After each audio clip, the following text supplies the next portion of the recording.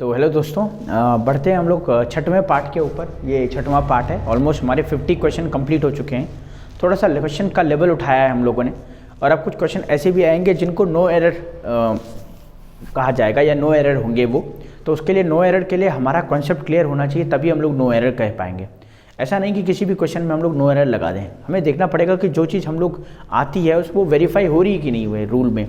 कोई कंसेप्ट हमने सीखा है, जैसे मान लीजिए हमने सीखा भाई कि एवरीबडी के साथ सिंगुलर वर्ब आता है, तो कहीं एवरीबडी के साथ सिंगुलर वर्ब आ रखा है तो ज़रूरी नहीं हम उसको प्लूरल बना दें। प्लूरल वाले को सिंगुलर, सिंगुलर को प्लूरल, ऐसे नहीं। हम लोग को देखना पड़ेगा कि अगर वो सिंगुलर है ना तो उसके साथ जो वर्ब है वो भी सिंगुलर ही आएगी। तो चलिए चलते हैं क्वेश्चन के ऊपर। तो कह रहा है the number of amendments to our constitution have been very large since independence. बोल रहा है इंडिपेंडेंस से जो हमारे पास, इंडिपेंडेंस के बाद से जो हमारे पास अमेंडमेंट हैं, अमेंडमेंट मतलब जो सुधार किए गए हमारे कॉन्स्टिट्यूशन में, वो बहुत बड़े हैं, ऐसा करके वो बोलना चाह रहे हैं। सेकंड बोला in his old age neither of his two sons are prepared to come to his help. अच्छा, यहाँ नाइदर के साथ नॉर भी आ सकता था, लेकिन ऐसा जरूरी नहीं है, नाइदर अकेला भी आ सकता है। I don't think 10,000 rupees are a large amount for the work. ये हम लोगों ने पहले किए हैं। डिस्टेंस, टाइम, वेट, ये सब सिंगुलर लिया जाता है। It were the students who wanted. It were और इट वाज, तो ये वर जो है ये हेल्पिंग वर्ब है जो सब्जेक्ट के अकॉर्डिंग आएगी। सब्जेक्ट यहाँ पे इट है तो यहाँ पे तो वर्ज हो जाएगी। Every word and every line, तो यहाँ पे दो लोग हो गए। अच्छा, अगर केवल एवरी वर्ड की बात होती तो वर्ब तो सिंगुलर ले लेते, लेकिन every word and every line, अब दो चीज़ें हो गई, एंड से कनेक्ट हो गई तो वर्ब तो प्लूरल होगी। 3 पार्ट्स ऑफ द लेसन। अच्छा, एक सीखा था हम लोगों ने भाई कि टोटल वाले पार्ट में जब हम लोग ये प्रपोजिशन के बाद ऑब्जेक्ट है तो जनरली तो इसको सब्जेक्ट नहीं बना जाता, लेकिन होता क्या है, कभी कभी हमारे पास जो पार्ट होता है वो इंडेफिनिट होता है। जैसे मोस्ट ऑफ आ जाए, सम ऑफ आ जाए, रेस्ट ऑफ आ जाए, हाफ ऑफ आ जाए, तो जब ऐसा आता है तो हम लोग उसके टोटल पार्ट को कंसिडर करते हैं, ना कि इसको। लेकिन अभी क्या है, लेसन्स में से 3 पार्ट की बात कर रहा है, तो ये 3 जो पार्ट हैं ये डेफिनेट है। तो अगर डेफिनेट है तो इसी को सब्जेक्ट कंसिडर किया जाएगा। आगे बात करें, lime and soda is a digestive drink. अच्छा, आपने सुना होगा कुछ नाउन होते हैं जो पेयर में चलते हैं, sum and substance, bread and butter, है ना, स्लो एंड स्टेडी, ये सब कुछ ऐसे नाउन है जो पेयर में चलते हैं, और पेयर में चलने वाले नाउन को सिंगुलर कहा जाता है, इस वजह से सिंगुलर वर्ब। और ये आ भी रखी है तो एक तरह से ये नो एरर हो जाएगा। Each of these players have, अच्छा आइदर नाइदर ईच वन अपने साथ सिंगुलर वर्ब लेता है, तो यहाँ पे देखो हैव आ रखा है। तो चलिए जरा देखते हैं क्वेश्चंस, बहुत आसानी से हम लोग कर पाएंगे, बहुत आसानी से। तो कह रहा है द नंबर ऑफ अमेंडमेंट्स। अब देखना है हम लोगों को।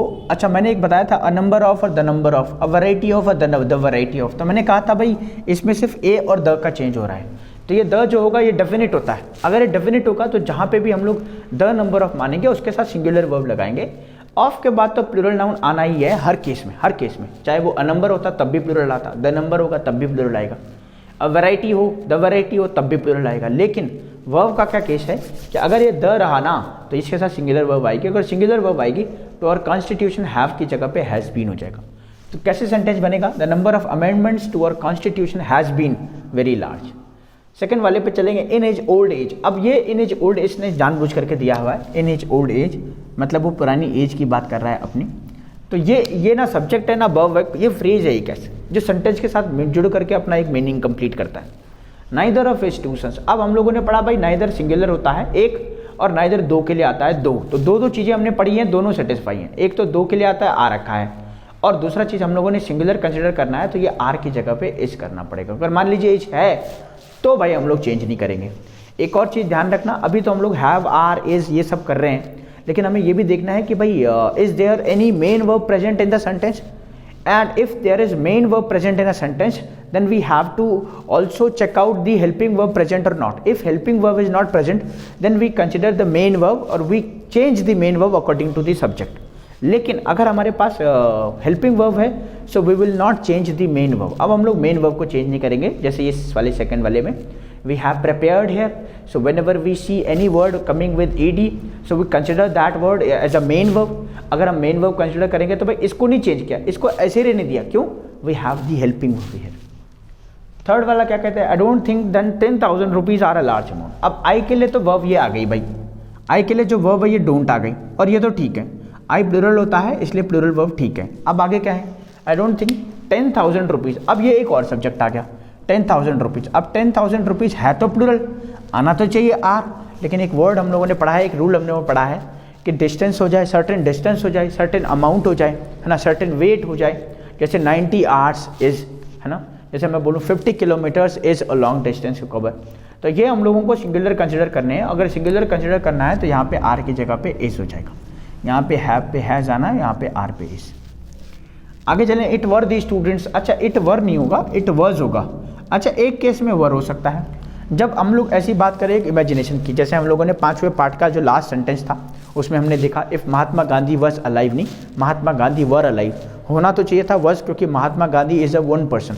If we are talking about one person so we should use the singular one, but on that particular condition what we are doing, we are supposing something, we are in the situation of hypothetical situation. So जब हम लोग ऐसी situation देखेंगे the imagination which we cannot complete और the imagination which could not complete, तो उस पर हम लोग वर लगाएंगे was की जगह पे, और सारे कंडीशन में इसी तरीके से यूज़ होगा। ये वाला हम लोगों ने एक बार पहले भी डिस्कस कर लिया, we have already discussed about it that and with and is conjunction here, और एंड के साथ हमारे दो सब्जेक्ट कनेक्ट हो रहे हैं। The first one is every word और the second word is every line. अच्छा अगर ये नहीं होता, अगर ऐसा होता every word in this poem तब तो ठीक था, ऑफ वर्ड्स वर्थ सिंग्स ठीक था। अभी इस वाले 5वें सेंटेंस में देखना हमारे पास सिंग्स आ रखा है, और ये हमारी सिंग्स हमारी मेन वर्ब है, तो यहाँ पे ना इज है, ना आर है, ना वज है, ना वर है, ना हैज़ और हैव है। क्यों? अभी हमारे पास हेल्पिंग वर्ब जब नहीं होता है तो हम लोग मेन वर्ब को कंसिडर करते हैं, और ये रहा हमारा मेन वर्ब, तो सिंग्स को करना पड़ेगा एस और ई एस हटा करके सिंग। तो क्या बन जाएगा, every word and every line in this poem of words with sing about the blessing of nature. एक और चीज़ मैं आपको बता दूं, वर्ब के साथ एस और ई एस लगा करके ये बनता है सिंगुलर, और नाउन के साथ एस और ई एस लगा करके ये बनता है क्या, प्लूरल। तो नाउन और वर्ब का अलग अलग केस है। 3 पार्ट्स ऑफ द लेसन, अब देखो ये टोटल पार्ट है और ये इसका पार्ट है, तो 3 पार्ट्स हो गया हमारा, 3 पार्ट की बात कर रहा है, और ये डेफिनेट है, 3 डेफिनेट है। अगर 3 के बारे में बात हो रही है so we know that more than one thing we consider that one thing as a plural identity। अगर प्लूरल मानेंगे तो आर की जगह पे आर ही सही रहेगा, इज नहीं लगाएंगे, तो ये सेंटेंस एक तरह से करेक्ट है। लाइम एंड सोडा ठीक वैसे ही है जैसे हम लोगों ने कहा था पेयर वाले नाउन है, और पेयर वाले नाउन हमेशा सिंगुलर होंगे, तो सिंगुलर होंगे तो ये इज करेक्ट है, तो इसको आर नहीं करेंगे। अच्छा वैसे जिस बच्चे ने नहीं पढ़ा है वो देखेगा एक तो लाइम की बात हो रही है, एक सोडा की बात हो रही है, 2 चीज़ें हैं, एंड से कनेक्ट हो गए, आर करना पड़ेगा, लेकिन नहीं, रूल कहता है भाई सिंगुलर माना जाएगा। और ईच ऑफ दीज प्लेयर्स, अभी मैंने कहा था भाई ईच और एवरी ये सब सिंगुलर होते हैं, तो अभी ईच की बात है तो सिंगुलर लेना है तो हम लोगों को हैव की जगह पे करना पड़ेगा हैज़। तो each of these players has been warned not to repeat, है ना, हर एक प्लेयर को ये कहा गया या वार्न किया गया कि आपको रिपीट नहीं करना है कुछ भी ऐसी चीज़ें। तो ये हम लोगों ने कुछ सेंटेंस किए, थोड़ा सा डिफिकल्ट थे, बहुत डिफिकल्ट नहीं थे, थोड़ा सा डिफिकल्ट थे। अभी हम लोग थोड़ा सा अपना स्पीड बढ़ा रहे हैं इस वजह से, क्योंकि हम लोगों ने कई क्वेश्चन, एक क्वेश्चन से रिलेटेड कई क्वेश्चन कर लिए हैं, है ना। तो अब हमारे पास 2 चैप्टर बच गए हैं, 2-3 चैप्टर, 3-4 चैप्टर और बच गए हैं, जिसमें हम लोग 100 क्वेश्चन की सीरीज कर रहे हैं। 100 क्वेश्चन कंप्लीट होने के बाद हम नया चैप्टर स्टार्ट करेंगे नाउन के। आई होप कि आप लोगों को इन वीडियो से बहुत हेल्प मिल रहा होगा, क्वेश्चन से बहुत हेल्प मिल रहा होगा। तो आज की क्लास हम लोग यही रखते हैं, मिलते हैं हम लोग नेक्स्ट पार्ट में।